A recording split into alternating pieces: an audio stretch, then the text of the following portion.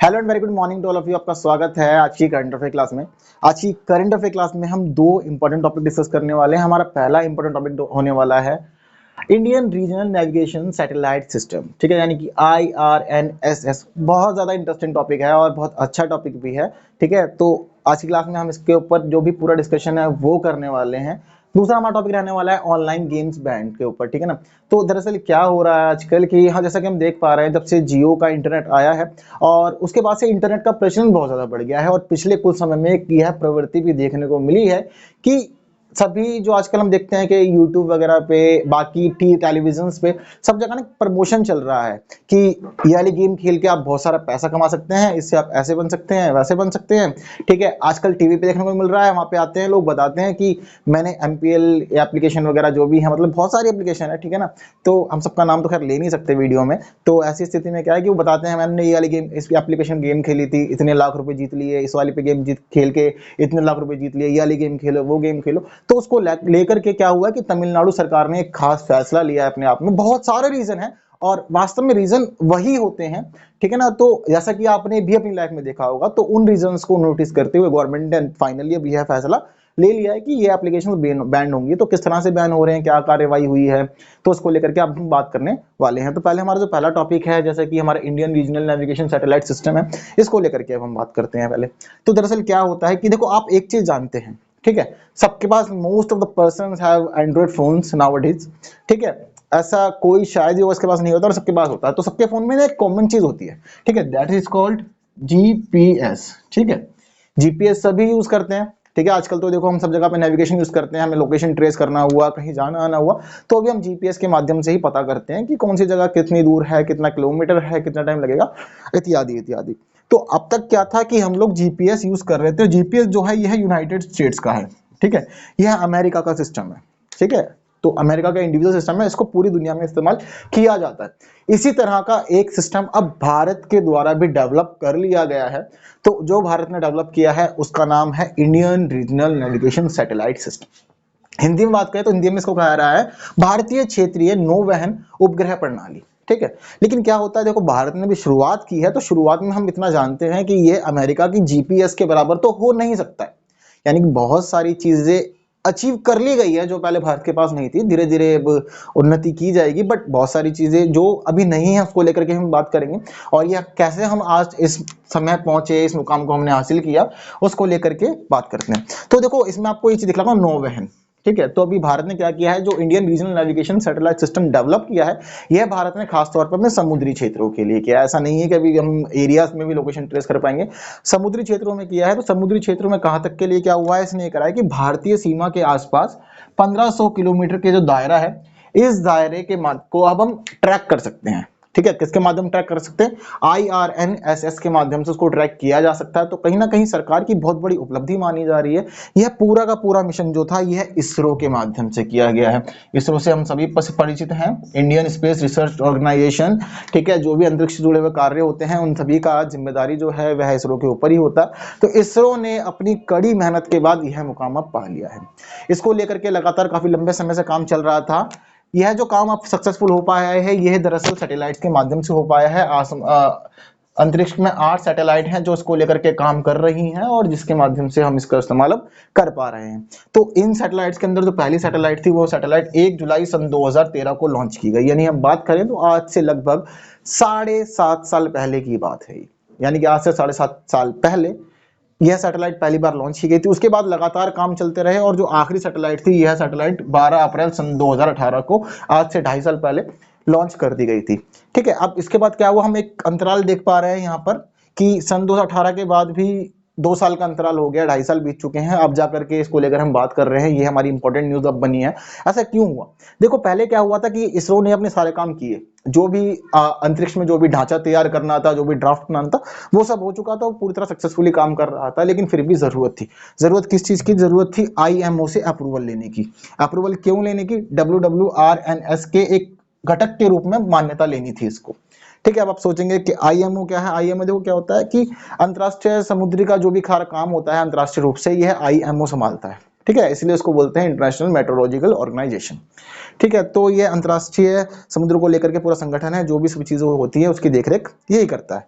तो इसके अंदर एक यह व्यवस्था की गई है WWRNS को लेकर के, यह है world wide radio navigation system, यानी कि पूरी दुनिया में कोई भी देश कैसा भी नेविगेशन सिस्टम तैयार करेगा उसको सबसे पहले IMO के इस घटक के रूप में मान्यता लेनी पड़ेगी। तो भारत ने क्या किया, सन 2018 में अपनी जो लास्ट सैटेलाइट थी उसको लॉन्च कर दिया था। वह 9वीं सैटेलाइट थी, तो 9वीं सैटेलाइट को भारत ने यहाँ पर लॉन्च कर दिया था सन 2018 में। ठीक है, तो अब आप यह सोचेंगे कि मैंने बताया कि 8 सैटेलाइट काम कर रही हैं, लेकिन मैं बता रहा हूँ कि 9वीं सैटेलाइट लॉन्च की है, ऐसा क्या है वो भी आगे बताता हूँ मैं भी।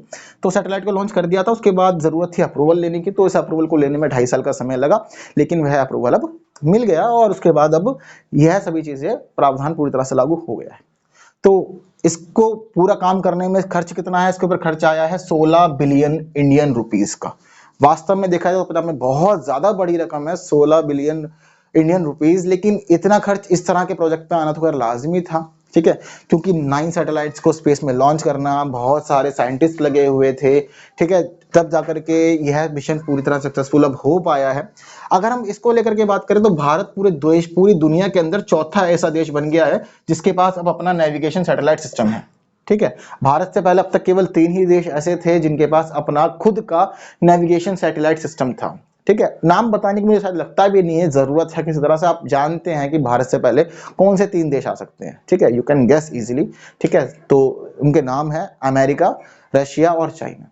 ठीक है, अमेरिका का जो सिस्टम था उसको लेकर हम बात कर ही रहे हैं, GPS तो हम सभी यूज करते हैं। इसके अलावा रशिया और चाइना ही हो सकते हैं जो भारत से पहले ऐसा मुकाम हासिल कर ले, तो उन्हीं वही हैं। सबसे पहले अमेरिका है, रशिया के पास अपनी खुद का सैटेलाइट सिस्टम है, नाम है ग्लोनास। ठीक है, इसके अलावा चाइना के पास भी अपना खुद का सैटेलाइट सिस्टम है, नाम है बीडो। ठीक है, BEIDOU चाइनीज सैटेलाइट सिस्टम का नाम है। तो लेकिन फिर भी एक चीज देखने वाली यहाँ पर क्या है, भारत का जो डेवलप किया गया सैटेलाइट सिस्टम है इन तीनों ही देशों से बहुत ज्यादा अलग है। क्यों अलग है, देखो आपको बताता हूँ। ठीक है, बोईडो जो बीडो है ये अलग है, चाइना का है, लेकिन अगर हम रशिया और US वाले बात करें तो इनका सैटेलाइट सिस्टम ना दोनों में GG लगा हुआ है। ठीक है, यानी कि रशिया वाले में रशिया का जो GPS है इसमें भी जी आ रहा है, सॉरी अमेरिका का जो GPS है इसमें भी जी आ रहा है, और रशिया का जो ग्लोनास है इसमें भी जी आ रहा है। दोनों जगह हमें जी देखने को मिल रहा है। तो सोचने वाली बात यहाँ पे सबसे पहले ये है कि जी का मतलब क्या है, और जी ही सभी चीजों का जवाब देता है। इस जी का मतलब है ग्लोबल। ठीक है, तो यहाँ में एक चीज ये पता लगती है कि रशिया के द्वारा जो डेवलप किया गया सैटेलाइट सिस्टम है और यूनाइटेड स्टेट का जो डेवलप सिस्टम है, यह सिस्टम ग्लोबल लेवल पे काम कर रहे हैं, ये वैश्विक है, पूरी दुनिया इनका इस्तेमाल कर रही है आज के समय में। ठीक है, लेकिन अगर भारत के द्वारा डेवलप किया गया इसको देखें नेविगेशन सैटेलाइट सिस्टम को, तो ये कैसा है, ये रीजनल है। ठीक है, यह कैसा है, रीजनल है, यानी कि क्षेत्रीय है। तो ये क्षेत्रीय होने की वजह से क्या है, कुछ सीमाओं में बंधा हुआ है। इसकी सीमा कितनी है, भारतीय सीमा के 1500 किलोमीटर के दायरे तक, यानी कि यह केवल भारतीय सीमा के 1500 किलोमीटर के दायरे तक ही नेविगेट कर सकता है, उसके बाद ये नेविगेट नहीं करेगा। लेकिन कहीं ना कहीं ज्यादा जरूरत थी, थोड़ा सा जो रास्तों को लेकर के परेशानी हुआ करती थी हमें हिंद महासागर वाले खासतौर पर क्षेत्र में, तो वहां पर जो भी हम मछुआरे हो गए, व्यापारी जहाज हो गए, इनको बहुत ज्यादा इससे मदद मिलने वाली है, बहुत ज्यादा सहायता करेगा उन लोगों की, और उनको एक सटीक मार्गदर्शन यह प्रदान करेगा।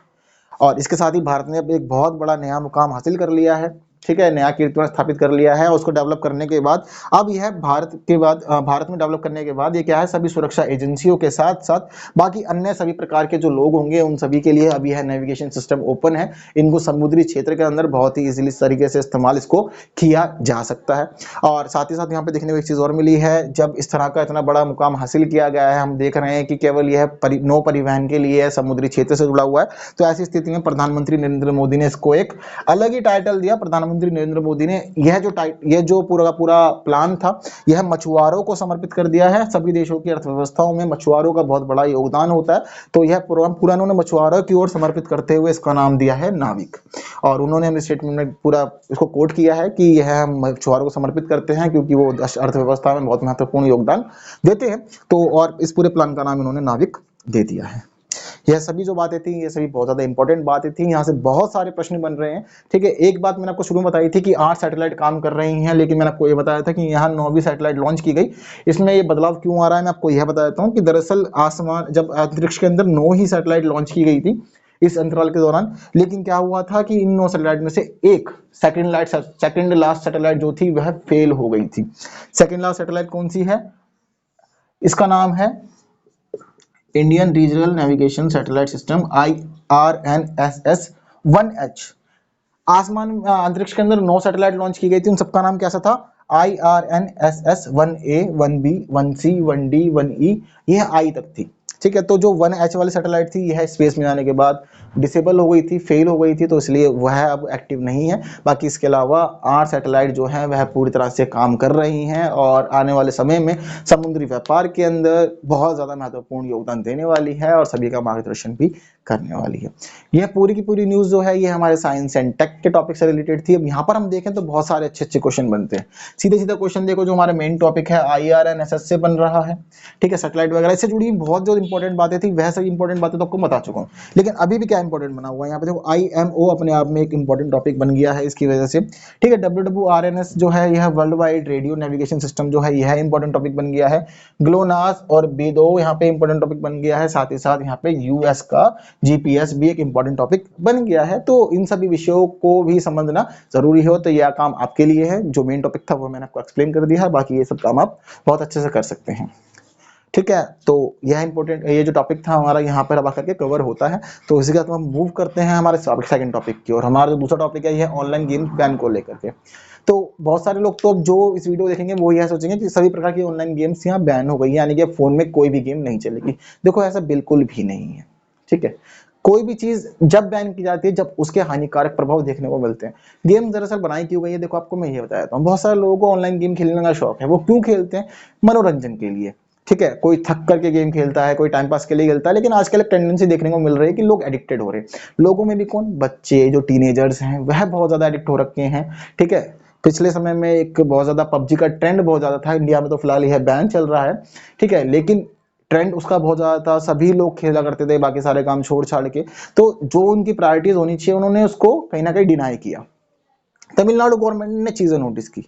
ठीक है, ऐसा नहीं है कि अगर पबजी होती तो वह बैन हो जाती है, देखो ऐसा नहीं होता। बैन कौन सी गेम हो रही है ये बता देता हूँ आपको मैं। वह सभी गेम्स बैन हो रही हैं जो कहीं ना कहीं आपको अमीर होने का एक सपना दिखाती हैं, जिनमें कहीं ना कहीं जिनके माध्यम से आपको यह बताया जाता है कि आप ये वाली गेम खेलेंगे तो आप यहाँ पर खेलने के बाद बहुत सारी रकम जीत सकते हैं। इस तरह की जो भी गेम्स है वह सभी गेम्स यहाँ पर बैन कर दी गई हैं। बैन क्यों कर दी गई है आपको मैं एक चीज बताता हूँ, थोड़ा सा पीछे का एक उदाहरण ले लेते हैं। अभी IPL खत्म हुआ है, हम सभी जानते हैं। तो IPL के दरमियान न्यूज़पेपर में अंदर पेजेस पे हमें आर्टिकल देखने को मिलते थे, अलग अलग न्यूज हुआ करती थी कि इतने सट्टा लगाने वाले पकड़े गए, इतने फोन जब्त हुए हैं, इतना अमाउंट जब्त हुआ है। ठीक है, ये एक रेगुलर न्यूज बनी रहा करती थी उस टाइम पे कि सट्टे लगाने वाले जो लोग होते थे उनको पकड़ा गया। ठीक है, सट्टा लगाने मतलब क्या होता है? सट्टा लगाने की स्थिति में हम क्या करते हैं, अपने एक कोई भी अमाउंट हो सकता है, हम पैसे एक अमाउंट लगाते हैं और उम्मीद रखते हैं कि जो भी हमने काम किया है वो मल्टीपल हो जाएगा लगने के बाद में। तो ऑनलाइन गेम्स में भी एक चीज देखने को मिल रही है, वहां यही क्या होता है कि पैसे क्या होते हैं, लोग इन्वेस्ट करते हैं, गेम खेलते हैं, उसके बाद वो उम्मीद करते हैं कि मैं जीतूंगा तो मुझे ज्यादा पैसे मिलेंगे। तो तमिलनाडु गवर्नमेंट ने यहाँ पर चीज नोटिस करी कि इससे क्या हो रहा है, जो भी टीनेजर्स हैं, जो भी हमारी यूथ है, वह यूथ बहुत ज्यादा एक्टिव है। एक्चुअली क्या होता है, शॉर्टकट रास्ते को बहुत ज्यादा अच्छे लगते हैं कि हाँ शॉर्टकट है, बहुत इजीली अमीर बन जाएंगे, पैसा भी मिल जाएगा। लेकिन इसके नेगेटिव एस्पेक्ट्स नहीं देखे जाते, तो नेगेटिव एस्पेक्ट्स पे चर्चा करते हैं। और उन्हीं नेगेटिव एस्पेक्ट्स की वजह से क्या हुआ, तमिलनाडु गवर्नमेंट ने यह काम कर दिया। अब ऐसा भी नहीं है कि तमिलनाडु गवर्नमेंट ऐसी है कि पहली बार काम किया, देखो ऐसा नहीं है। इससे पहले हमारे भारत के बहुत सारे राज्य ये काम कर चुके हैं। तमिलनाडु से पहले कर्नाटका बहुत ज्यादा एक्टिव था इस मामले के अंदर। ठीक है, अब तमिलनाडु का नाम इसमें चल रहा है। अब तमिलनाडु ने किया क्या, अब यह समझ लेते हैं। ठीक है, रीजन क्या था? मेन रीजन यह था जो इन्होंने अपने स्टेटमेंट में दिया, वह स्टेटमेंट यह थी कि जो वहाँ की यूथ है वह बहुत ज्यादा पैसा इसके अंदर इन्वेस्ट कर रही है। ठीक है, इनको पैसा इन्वेस्ट करने से कोई प्रॉब्लम नहीं है कि पैसा आप लगा रहे हो, आप अपना पैसा कहीं भी लगा सकते हो। समस्या कहाँ खड़ी होती है? समस्या वहां खड़ी होती है जब कोई व्यक्ति पैसे हार जाता है, हारने के बाद वो टेंशन में चला जाता है, डिप्रेशन में चला जाता है और उसके बाद वह सुसाइड कर लेता है। ऐसी बहुत सारी घटनाएं तमिलनाडु में देखने को मिल रही है जहां पर जो टीनेजर्स हैं वह सुसाइड कर रहे हैं, बहुत ज्यादा पैसा हार रहे हैं, उनके साथ धोखाधड़ी के मामले सामने आ रहे हैं और उसके बाद वो डिप्रेशन में चले जा रहे हैं। तो इन सभी समस्याओं से निपटने के लिए केरल के अंदर यह फैसला लिया गया है और यह फैसला अध्यादेश के माध्यम से लिया गया है। अध्यादेश में पिछली क्लासेस में भी एक्सप्लेन कर चुका हूं, आज फिर एक्सप्लेन कर देता हूं। देखो अध्यादेश उस समय लाया जाता है जब हमारा संसद या जो राज्य की विधायिका होती है वह कार्य नहीं कर रही होती है। ठीक है, जैसे कि आजकल का हम समय देख रहे हैं, अभी क्या है, ऑफ चल रहा है, कोई भी विधायिका या संसद इस टाइम एक्टिव नहीं है। हमारी संसद तो बिल्कुल बंद पड़ी है, पिछले मानसून सत्र लगाया था उसके बाद से अब तक कोई कार्रवाई नहीं हुई है। ठीक है, बजट सत्र, अब वैसे विंटर सेशन होना था लेकिन उम्मीद है कि शायद अब बजट सेशन में ही सारे काम एक साथ होंगे। तो यह जो समय होता है, इस समय क्या होता है कि मान लो कोई स्थिति ऐसी उत्पन्न हो गई जिससे निपटना जरूरी है, तो ऐसी स्थिति में क्या होता है, खास तरह के कानून पास किए जाते हैं। वह कानून राज्यपाल पास करता है अध्यादेश के रूप में, वह तत्काल प्रभाव से ही एक्टिव हो जाते हैं। स्थिति बस यही होती है कि यह जो कानून होते हैं यह अस्थायी होते हैं, यानी कि जब भी विधायिका लगेगी ऐसी स्थिति में इन कानूनों को वहां पास होना जरूरी होगा। अपने जो भी विधायिका है, ठीक है, स्टेट असेंबली है या फिर सेंट्रल गवर्नमेंट का पार्लियामेंट है, वहां पर अप्रूवल मिलना इसको जरूरी होता है। तो ऐसी स्थिति में क्या हुआ कि अब राज्य गवर्नमेंट ने क्या करा, इसको राज्यपाल जो वहां के हैं, तमिलनाडु के राज्यपाल हैं बनवारी लाल पुरोहित, उन्होंने इस कानून को अध्यादेश के माध्यम से वहां पारित कर दिया है। वास्तव में घटना देखें तो बहुत ज्यादा ही बड़ी है। तो एप्स के खैर मैं नाम नहीं लूंगा, एप्स इतने सारे हैं कि नाम गिनाए जाएंगे तो बहुत ज्यादा समय लगेगा। आजकल हम देख पा रहे हैं फोन पे एप्लीकेशन पे बहुत सारे उनके पास आते रहते हैं, ठीक है, यूज करने के लिए, यह भी एक ट्रेंड चल रहा है। तो कहीं ना कहीं जो यह नेगेटिव इफेक्ट देखने को मिल रहा है बहुत ज्यादा ही यह गलत है। अब कानूनों इसको लेकर के जब ये अध्यादेश लाया गया, अध्यादेश लाने के बाद क्या हुआ कि राज्य के जो 3 पहले के कानून थे उन 3 कानूनों के अंदर संशोधन किया गया। ठीक है, पहला जो कानून था इसमें संशोधन हुआ वह है Tamil Nadu gaming act 1930, Chennai city police act 1888 और तमिलनाडु जिला पुलिस कानून 1859। इन 3 अधिनियमों के अंदर संशोधन किया गया, तब जाकर के यह अध्यादेश अब कहीं ना कहीं सेटल किया गया है, सेटल हो गया है, लेकिन अभी भी इसको राज्य विधायिका से मंजूरी लेना जरूरी होती है।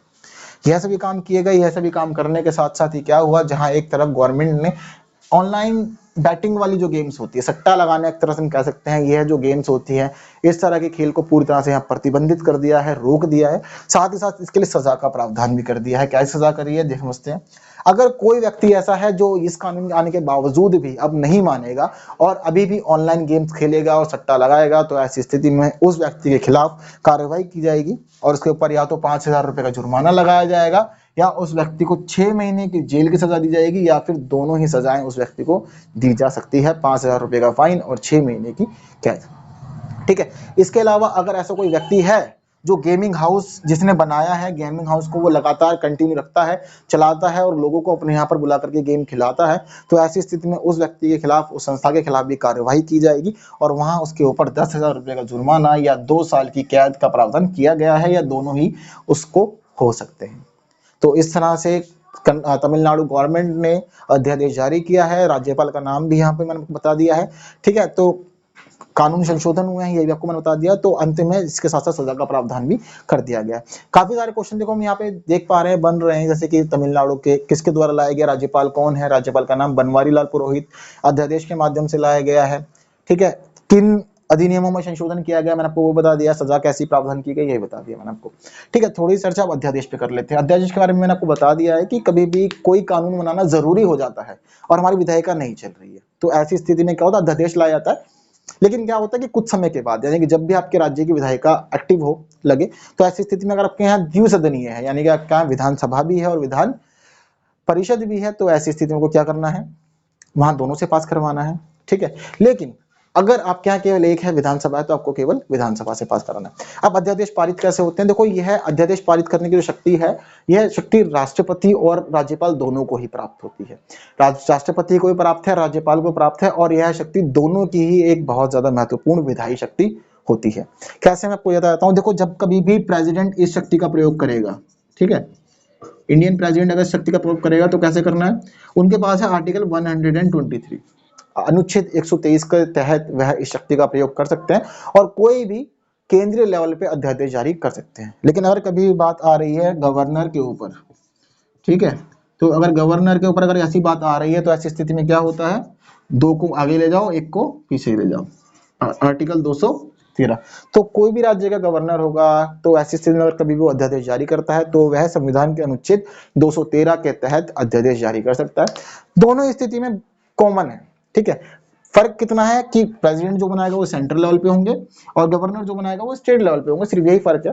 बाकी इनका जो नेचर है वो दोनों का सेम है, दोनों ही टेम्पररी है, दोनों को ही क्या होना है, अगर प्रेसिडेंट ने बनाया तो पार्लियामेंट में इसको पास होना जरूरी है, गवर्नर ने बनाया है तो स्टेट असेंबली में इसका पास होना बहुत ज्यादा महत्वपूर्ण होता है। ठीक है, काफी सारे इंपॉर्टेंट क्वेश्चन यहाँ भी बन रहे हैं, हमने सब कुछ कवर कर लिया है और मुझे उम्मीद भी है कि यह टॉपिक आपको अच्छे से क्लियर हो गया होगा।